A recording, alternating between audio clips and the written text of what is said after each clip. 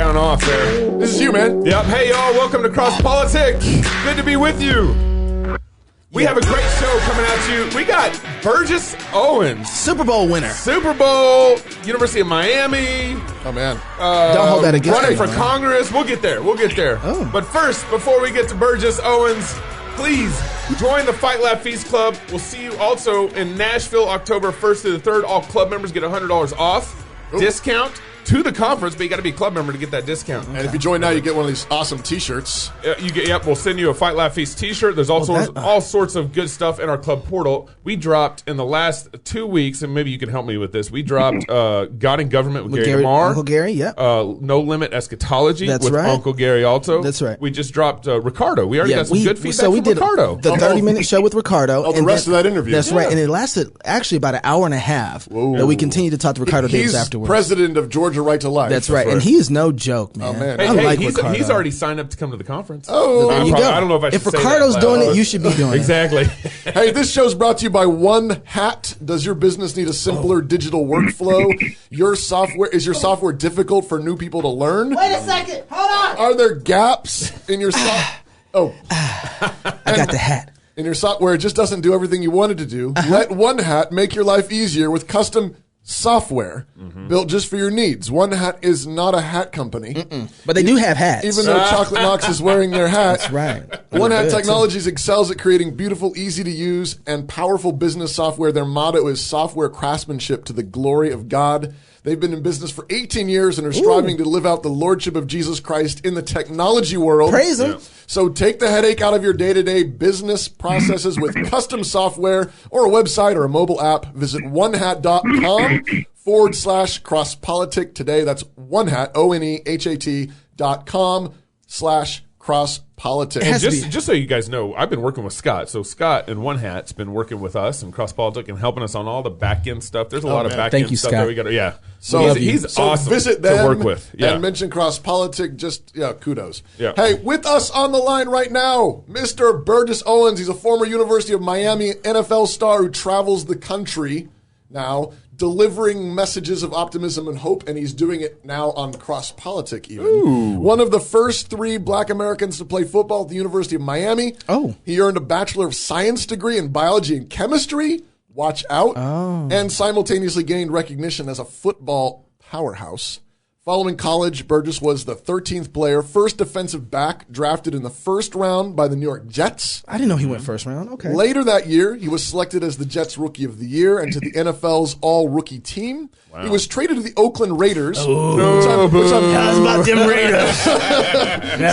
Sorry to hear, but Burgess led the Raiders' defensive squad in tackles on their way to a Super Bowl championship in 1980. Yep. In his last year with the Raiders in 82, he had led the team in interceptions and was selected as first alternate to the NFL All-Pro Bowl.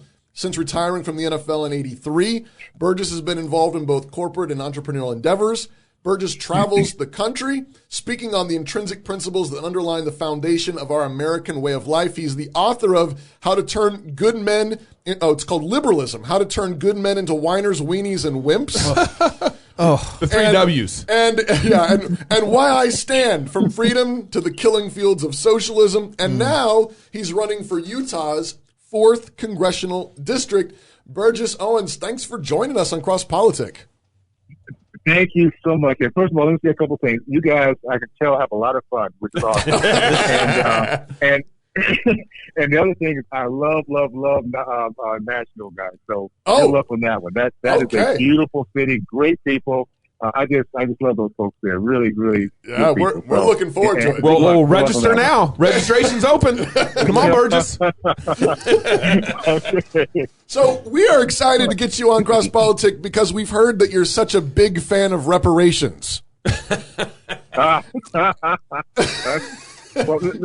let me say this, guys. The big throughout that entire introduction that you gave me, the most important thing I could say is I am a proud American, love our country, love our history, love the part of our history that many people don't know about, with Black Americans, Hispanic Americans, I mean, everybody that's been successful in this country because of the tenets that make our country great. That all starts with the Judeo-Christian values that we are founded on and that still lives and thrives today. So I'm excited about that. And, of course, the reparation piece.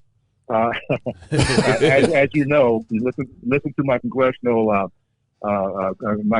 testimony. That's a strategy of the left. They continue to try to make us victims, try to make us feel that we are dependent on government versus dependent on our God, our Savior, and we need to make sure we fight against that. So I'm just thankful to be part of the narrative, like with you guys. We're talking, we have the technology, so we can get the word out, and people can communicate together, and we can beat this evil ideology, godless ideology of socialism and Marxism. You say it's a strategy of the left, but man, I ain't gonna lie. I was talking to my mom about this, and boy, it sounds really good to get some free money. At least money that you feel like you would have had if you hadn't been interrupted or your grandparents had been interrupted in the process of trying to have the American dream. I remember my mom saying to me, we've worked hard. We've tried to do everything that we can to play in the economics of America now. And it seems like we just can't get ahead. So reparations feels like you're finally getting us to the level that we should have been at years ago, right? That's what they're trying to do with the left, right? Well, and here's the thing. Karl Marx, the founder of socialism, a true whiner, weenie, and a wimp, by the way, his history. But his statement was, the first battleground is rewriting of history. What we need to understand is our history.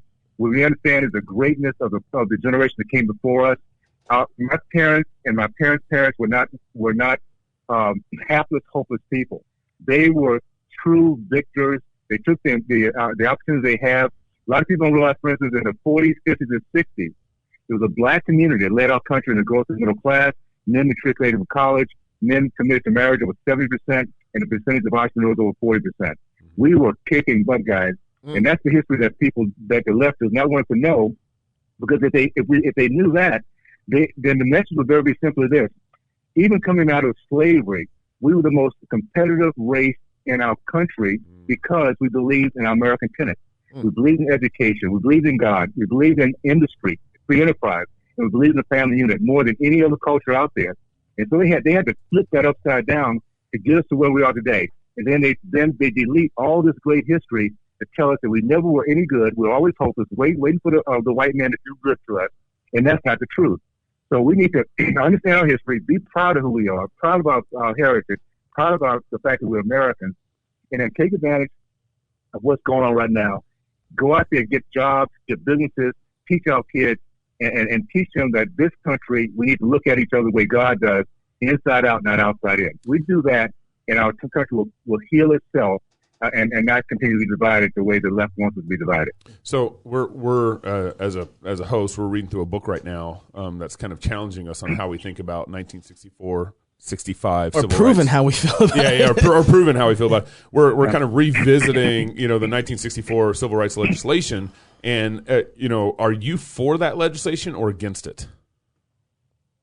I was for it because it allowed. Now this is civil rights. This is the opportunity for us to, like every other American, to have full access.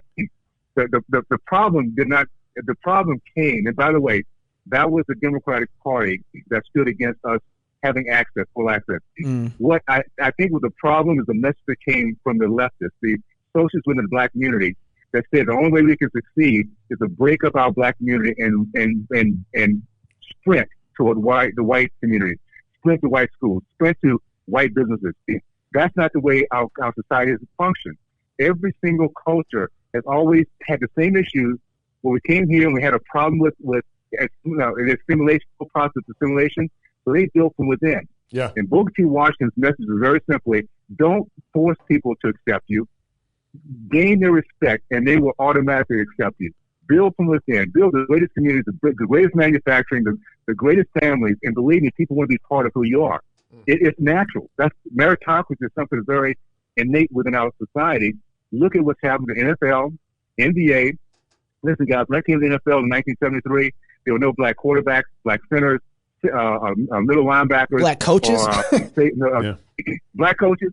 You know why that changed? Because people love to win. Yeah. And when you want to win, you find the best talent. It doesn't matter what they look like, how tall they are. If they can help you win, you're part of it. We have lost that when we start getting to this process, looking at people based on their color and telling them that they have a sorry past.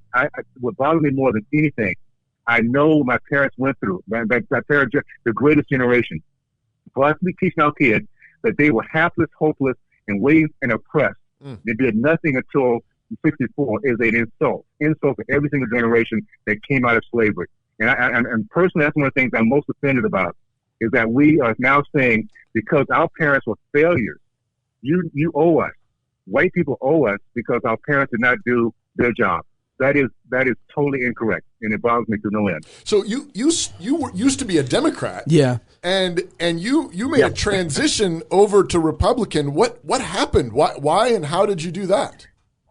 Well, it's interesting because I think that's what's happening across the country to many Americans now. I was brought up in a Democratic home with conservative values. I understand what I said there. Right. All right. And as I talk to more Black Americans, they feel the same exact way. We believe in family unity. We believe in God. We believe in sanctity of life. We believe in entrepreneurship. We have those tenets.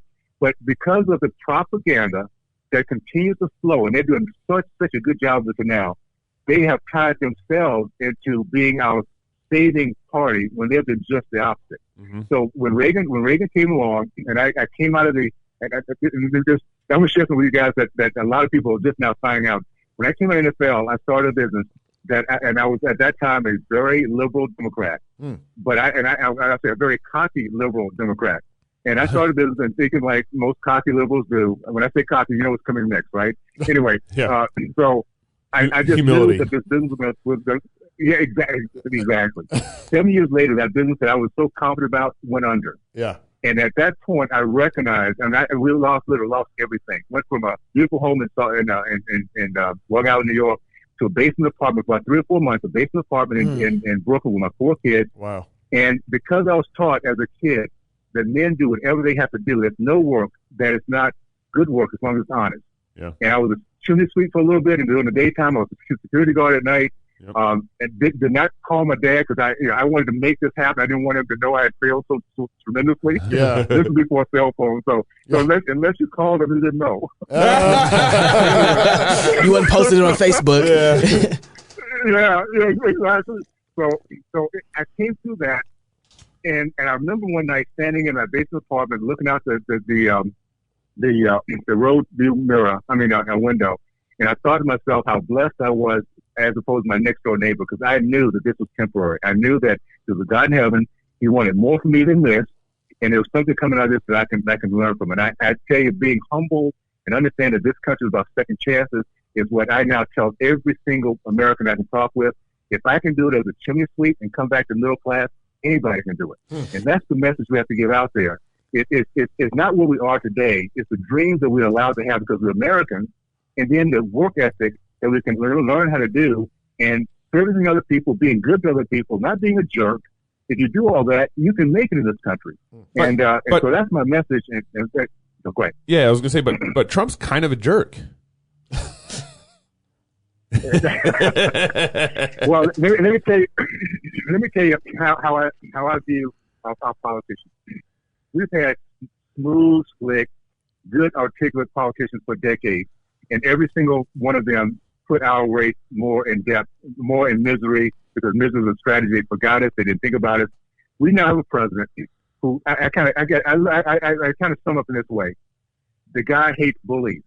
He just hates bullies. And I say that because when I was growing up in Deep South in the 60s, KKK days, being the first to integrate my high school and then my college, I know what it is to fight bullies. And my dad taught me a very simple lesson. When you see a bully, you run at him as fast as you can and hit him as hard as you can. Right. So what we have is a president. We have a president who's fighting the bullies for us for the first time, and he's getting the lowest unemployment for Black Americans, Hispanic Americans, Asian Americans, veterans, young people, because the policies of Americans are colorblind. It doesn't matter what race you are. If the policies work for an Asian or an Indian or a Black American, it should work for everybody. And that's what we're seeing by making sure we have more money in our pockets. That many people that are coming off the sideline for the first time in years literally are working again. Do you know what that does to self-esteem of somebody who gets up in the morning and knows he's going to a job, he's earning his pay, he's earning his wage, he comes home, his kids can see he's bringing food home. That is such a powerful emotion. Yeah. And more Americans feel that emotion now than ever before. So I think you would probably agree with me that maybe Mitt Romney should be kicked out of the Republican Party. You know what? You know what's interesting? I think he should go and be the Democrat he is. I really do. Oh! I say, to be honest with you guys, you know, it's one thing. I think Americans across the board, and particularly in this district that I'm in right now, we believe in two things. Number one, be fair and keep your word. Be fair and keep your word. Even if we're on the same, we right now, we can all right now be in different areas in terms of different parties.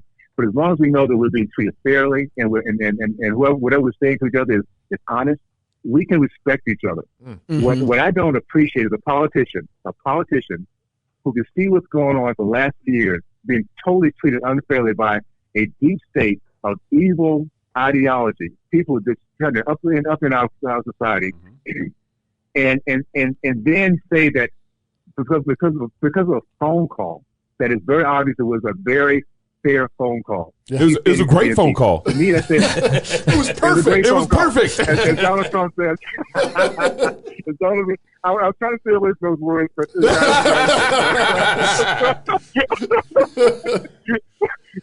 so anyway, to me, that is betrayal of not only our values, our country, but our state of Utah, because we didn't like that call at all. So no, Mitch should go ahead and be the Democrat. Unfortunately, with the Democratic Party, I'll be honest with you guys, those guys are not loyal. If you stray off that plantation a step, they will come at you. So I don't know how Ron's going to navigate this one. All right, so anyway. Yeah, but Burgess, before we go, I want to ask you one last question. One of the things that I look at is you look at, we just had Black History Month, and I watched the movie 42.